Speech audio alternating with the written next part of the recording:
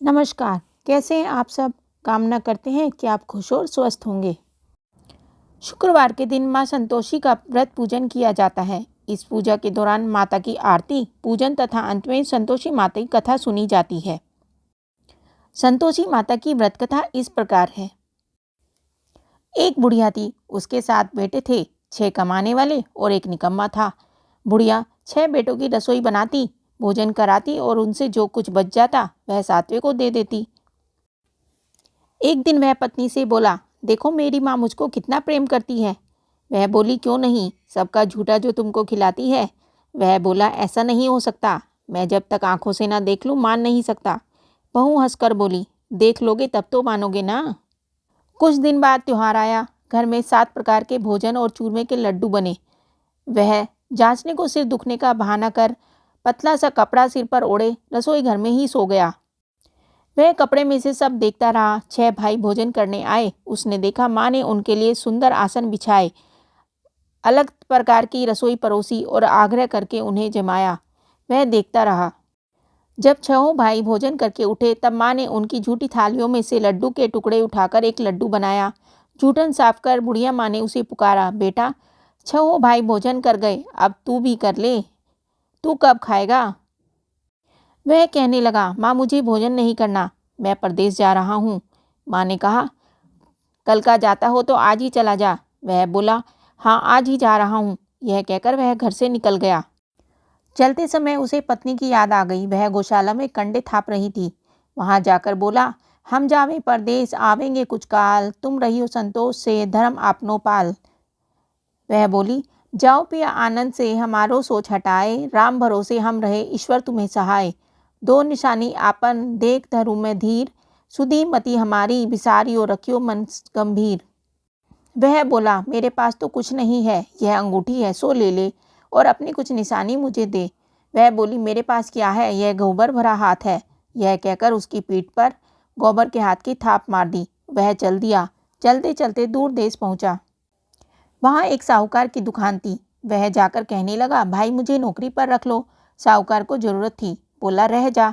लड़के ने पूछा, तनख्वाह क्या दोगे। साहूकार ने कहा, काम देखकर दाम मिलेंगे। साहूकार की नौकरी मिली। वह सुबह 7 बजे से 10 बजे तक नौकरी बजाने लगा। कुछ दिनों में दुकान का सारा लेन देन, हिसाब किताब, ग्राहकों को माल बेचना, सारा काम करने लगा। साहूकार के साथ 8 नौकर थे। वे सब चक्कर खाने लगे, यह तो बहुत होशियार बन गया है। सेठ ने काम देखा और 3 महीने में ही उसे आधे मुनाफे का हिस्सेदार बना लिया। वह कुछ वर्ष में ही नामी सेठ बन गया और मालिक सारा कारोबार उस पर छोड़कर शहर चला गया। इधर उसकी पत्नी को सास ससुर दुख देने लगे। सारी गृहस्थी का काम करा के उससे लकड़ी लेने जंगल में भेज देते। इस बीच घर के आटे से जो भूसी निकलती उसकी रोटी बनाकर रख दी जाती और फूटे नारियल के खोल में पानी। एक दिन वह लकड़ी लेने जा रही थी। रास्ते में बहुत सी स्त्रियां संतोषी माता का व्रत करती दिखाई दी। वह वहां खड़ी होकर कथा सुनने लगी और पूछा, बहनों तुम किस देवता का व्रत करती हो और इसके करने से क्या फल मिलता है। यदि तुम मुझे इस व्रत का विधान समझा दोगी तो मैं तुम्हारा बड़ा एहसान मानूंगी। तब उनमें से एक स्त्री बोली, सुनो, यह संतोषी माता का व्रत है। इसके करने से निर्धनता दरिद्रता का नाश होता है और जो कुछ मन में कामना हो सब संतोषी माता की कृपा से पूरी होती है। तब उसने उनसे व्रत की विधि पूछी। वह स्त्री बोली, 1.25 आने का गुड़ चना लेना, इच्छा हो तो 5.25 आने का ले लेना। बिना परेशानी व श्रद्धा से जितना भी पन पड़े सवाया लेना। प्रत्येक शुक्रवार को निराहार रहकर कथा सुनना, इसके बीच क्रम टूटे नहीं। लगातार नियम का पालन करना। सुनने वाला कोई ना मिले तो घी का दीपक जलाकर उसके आगे या जल के पात्र को सामने रखकर कथा कहना। जब कार्य सिद्ध ना हो नियम का पालन करना और कार्य सिद्ध हो जाने पर व्रत का उद्यापन करना। यदि किसी के ग्रह खोटे हों तो भी माता वर्ष भर में कार्य सिद्ध करती है। फल सिद्ध होने पर उद्यापन करना चाहिए, बीच में नहीं। उद्यापन में 2.5 सेर आटे का खाजा तथा इसी परिणाम से खीर तथा चने का साग करना। 8 लड़कों को भोजन कराना। जहाँ तक मिले देवर जेठ भाई बंधु के हों, ना मिले तो रिश्तेदारों और पास पड़ोसियों को बुलाना। उन्हें भोजन करा, यथाशक्ति दक्षिणा दे। माता का नियम पूरा करना। उस दिन घर में खटाई न खाना। यह सुन बुढ़िया के लड़के की बहू चल दी। रास्ते में लकड़ी के बोझ को बेच दिया और उन पैसों से गुड़ चना ले माता के व्रत की तैयारी कर आगे चली और सामने मंदिर देखकर पूछने लगी, यह मंदिर किसका है? वह सब कहने लगे, संतोषी माता का मंदिर है। यह सुनकर माता के मंदिर में जाकर चरणों में लौटने लगी, दीन हो विनती करने लगी, माँ मैं निपट अज्ञानी हूँ, व्रत के कुछ भी नियम नहीं जानती, मैं दुखी हूँ। हे माता जगत जननी, मेरा दुख दूर कर, मैं तेरी शरण में हूँ। माता को दया आई। एक शुक्रवार बीता कि दूसरे शुक्रवार को उसके पति का पत्र आया और तीसरे शुक्रवार को उसका भेजा हुआ पैसा आ पहुंचा। यह देख जेठ जेठानी मुंह सिकोड़ने लगे। लड़के ताने देने लगे, काकी के पास पत्र आने लगा, रुपया आने लगा, अब तो काकी की खातिर बढ़ेगी। बेचारी सरलता से कहती, भैया कागज आवे रुपया आवे हम सबके लिए अच्छा है। ऐसा कहकर आंखों में आंसू भरकर संतोषी माता के मंदिर में आ मातेश्वरी के चरणों में गिरकर रोने लगी। माँ मैंने तुमसे पैसा कम मांगा है, मुझे पैसे से क्या काम है, मुझे तो अपने सुहाग से काम है, मैं तो अपने स्वामी के दर्शन मांगती हूँ। तब माता ने प्रसन्न होकर कहा, जा बेटी तेरा स्वामी आएगा। यह सुनकर खुशी से बावली होकर घर में जाकर काम करने लगी। अब संतोषी माँ विचार करने लगी, इस भोली पुत्री को मैंने कह तो दिया कि तेरा पति आएगा, लेकिन कैसे? वह तो इसे स्वप्न में भी याद नहीं करता। उसे याद दिलाने को मुझे ही जाना पड़ेगा। इस तरह माताजी उस बुढ़िया के बेटे के पास जो स्वप्न में प्रकट हो कहने लगी, साहूकार के बेटा सो रहा है या जागता है? वह कहने लगा, माता सोता भी नहीं जागता भी नहीं हूँ, कहो क्या आज्ञा है? माँ कहने लगी, तेरे घर बार कुछ है या नहीं? वह बोला, मेरे सब कुछ है, माँ बाप है, बहू है, ये क्या कमी है? माँ बोली, भोले पुत्र तेरी बहू घोर कष्ट उठा रही है, तेरे माँ बाप उस परेशानी दे रहे हैं, वह तेरे लिए तरस रही है, तू उसकी सुध ले। वह बोला, हाँ माताजी मैं यह जरूर मालूम है, परंतु जाऊं तो कैसे? परदेश की बात है, लेन देन का कोई हिसाब नहीं, कोई जाने का रास्ता नहीं आता, कैसे चला जाऊं? माँ कहने लगी, मेरी बात मान, सवेरे नहा धोकर संतोषी माता का नाम ले, घी का दीपक जला, दंडवत कर दुकान पर जा बैठ, जमा का माल बिक जाएगा, सांझ होते होते धन का भारी ढेर लग जाएगा। अब बुढ़िया की बात मानकर वह नहा धोकर संतोषी माता को दंडवत घी का दीपक जला दुकान पर जा बैठा।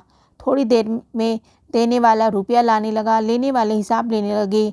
कोठे में भरे सामान के खरीदार नगद दाम दे सौदा करने लगे। शाम तक घर धन का भारी ढेर लग गया। मन में माता का नाम ले चमत्कार देख प्रसन्न हो घर ले जाने के वास्ते गहना कपड़ा और सामान खरीदने लगा। यहाँ काम से निपट कर तुरंत घर को रवाना हुआ। उधर उसकी पत्नी जंगल में लकड़ी लेने जाती है। लौटते वक्त माताजी के मंदिर में विश्राम करती। वह तो उसके प्रतिदिन रुकने का स्थान ठहरा। धूल उड़ती देख वह माता से पूछती है, हे माता यह धूल कैसी उड़ रही है? माता कहती है, हे पुत्री तेरा पति आ रहा है, अब तू ऐसा कर लकड़ियों के 3 बोझ बना ले, एक नदी के किनारे रख और दूसरा मेरे मंदिर पर व तीसरा अपने सर पर। तेरे पति को लकड़ियों का गट्ठर देख मोह पैदा होगा, वह यहाँ रुकेगा, नाश्ता पानी खाकर माँ से मिलने जाएगा। अब तू लकड़ियों को बोझ उठाकर जाना और चौक में गट्ठर डालकर जोर से आवाज़ लगाना, लो सासू जी लकड़ियों का गट्ठर लो, भूसी की रोटी दो, नारियल के खेपड़े में पानी दो, आज मेहमान कौन आया है? माता जी से बहुत अच्छा कहकर वह प्रसन्न मन से लकड़ियों के 3 गट्ठर बनाई, एक नदी के किनारे पर एक माताजी के मंदिर पर रखा। इतने में मुसाफिर आ पहुंचा। सूखी लकड़ी देख उसकी इच्छा उत्पन्न हुई कि हम यहाँ पर विश्राम करें और भोजन बनाकर खा पीकर गांव जाएं। इसी तरह रुक कर भोजन बना विश्राम कर गांव को गया। सबसे प्रेम से मिला। उसी समय सिर पर लकड़ी का गट्ठर लिए वह उतावली सी आती है। लकड़ियों का भारी बोझ आंगन में डालकर जोर से 3 आवाज़ देती है, लो सासू जी लकड़ियों का गट्ठर लो, भूसी की रोटी दो, आज मेहमान कौन आया है? यह सुनकर उसकी सास बाहर आकर अपने दिए हुए कष्टों को भुलाने हेतु कहती है, बहू ऐसा क्यों कहती है? तेरा मालिक ही तो आया है, आ बैठ मीठा भात खा, भोजन कर, कपड़े गहने पहन। उसकी आवाज़ सुन उसका पति बाहर आता है। अंगूठी देख व्याकुल हो जाता है। माँ से पूछता है, माँ यह कौन है? माँ बोली, बेटा यह तेरी बहू है, जब से तू गया है तब से सारे गाँव में भटकती फिरती है, घर का कामकाज कुछ करती नहीं, 4 पहर आकर खा जाती है। वह बोला, ठीक है माँ, मैंने तुम्हें भी देखा है और इसे भी, अब दूसरे घर की ताली दो, उसमें मैं रहूँगा। माँ बोली, ठीक है जैसी तेरी मर्जी। तब वह दूसरे मकान की तीसरी मंजिल का कमरा खोला, सारा सामान जमाया। एक दिन में राजा के महल जैसा ठाट बाट बन गया। अब क्या था, बहू सुख भोगने लगी। इतने में शुक्रवार आया। उसने पति से कहा, मुझे संतोषी माता के व्रत का उद्यापन करना है। पति बोला, खुशी से करो। वह उद्यापन की तैयारी करने लगी। जेठानी के लड़कों को भोजन के लिए कहने लगी। उन्होंने मंजूर किया, परंतु पीछे से जेठानी ने अपने बच्चों को सिखाया, देखो भोजन के समय खटाई मांगना, जिससे उसका उद्यापन पूरा ना हो। लड़के जीमने आए। खीर खाना पेट भर खाया, परंतु बाद में खाते ही कहने लगे, हमें खटाई दो, खीर खाना हमको नहीं भाता, देखकर अरुचि होती है। वह कहने लगी, भाई खटाई किसी को नहीं दी जाएगी, यह तो संतोषी माता का प्रसाद है। लड़के उठ खड़े हुए, बोले, पैसा लाओ। भोली बहू कुछ जानती नहीं थी, उन्हें पैसे दे दिए। लड़के उसी समय हट करके इमली खटाई ले खाने लगे। यह देखकर बहू पर माताजी ने कोप किया। राजा के दूत उसके पति को पकड़ ले गए। जेठ जेठानी मनमाने वचन कहने लगे, लूट लूट कर धन इकट्ठा कर लाया है, अब सब मालूम पड़ जाएगा जब जेल की मार खाएगा। बहू से यह सहन नहीं हुआ। वह रोती हुई माताजी के मंदिर गई। कहने लगी, हे माता, तुमने ये क्या किया? हंसाकर अब भक्तों को रुलाने लगी। माता बोली, बेटी तूने उद्यापन करके मेरा व्रत भंग किया है। वह कहने लगी, माता मैंने कुछ अपराध नहीं किया, मैंने तो भूल से लड़कों को पैसे दे दिए थे, मुझे क्षमा करो, मैं तुम्हारा उद्यापन करूंगी। माँ बोली, अब भूल मत करना। वह कहती है, अब भूल नहीं होगी, अब बतलाओ वे कैसे आवेंगे? माँ बोली, जा पुत्री, तेरा पति तुझे रास्ते में आता मिलेगा। वह निकली, राह में पति आता मिला। वह बोली कहाँ गए थे? वह कहने लगा, इतना धन तो जो कमाया है उसका टैक्स राजा ने मांगा था, वह भरने गया था। वह प्रसन्न हो बोली, भला हुआ, अब घर को चलो। कुछ दिन बाद फिर शुक्रवार आया। वह बोली, मुझे माता का उद्यापन करना है। पति ने कहा, करो। बहू फिर जेठ के लड़कों को भोजन को कहने लगी। जेठानी ने एक दो बातें सुनाई और सब लड़कों को सिखाने लगी, तुम सब लोग पहले की भांति खटाई मांगना। लड़के भोजन से पहले कहने लगे, हमें खीर खाना नहीं भाता, हमारा जी बिगड़ता है, कुछ खटाई खाने को दो। वह बोली, खटाई किसी को नहीं मिलेगी, आना है तो आओ, नहीं तो वह ब्राह्मण के लड़कों को लाकर भोजन करा लेगी। यथाशक्ति दक्षिणा की जगह एक एक फल उन्हें दिया और संतोषी माता प्रसन्न हुई। माता की कृपा होते ही 9वें मास में उसके चंद्रमा के समान सुंदर पुत्र प्राप्त हुआ। पुत्र को पाकर प्रतिदिन माता जी के मंदिर को जाने लगी। माँ ने सोचा, वह रोज आती है, आज क्यों ना मैं इसके घर चलूं। यह विचार कर माता ने भयानक रूप बनाया। गुड़ चने से सना मुख, ऊपर सूंड के समान होठ, उस पर मक्खियाँ भिनक रही थी। दहली पर पैर रखते ही उसकी सास चिल्लाई, देखो रे, कोई चुड़ैल डाकिन चली आ रही है, लड़कों इसे भगाओ, नहीं तो किसी को खा जाएगी। लड़के भगाने लगे, चिल्लाकर खिड़की बंद करने लगे। बहू रोशनदान में से देख रही थी। प्रसन्नता से पगली बन चिल्लाने लगी, आज मेरी माँ मेरे घर आई है, वह बच्चे को दूध पीने से हटाती है।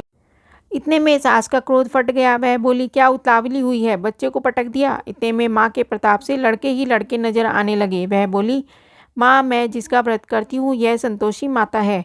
सबने माता जी के चरण पकड़ लिए और विनती कर कहने लगे, हे माता, हम मूर्ख हैं, अज्ञानी हैं, तुम्हारे व्रत की विधि हम नहीं जानते, व्रत भंग कर हमने बड़ा अपराध किया है। जग माता, आप हमारा अपराध क्षमा करो। इस प्रकार माता प्रसन्न हुई। बहू को प्रसन्न हो जैसा फल दिया वैसा माता सबको देना, जो पड़े उसका मनोरथ पूर्ण करना। बोलो संतोषी माता की जय।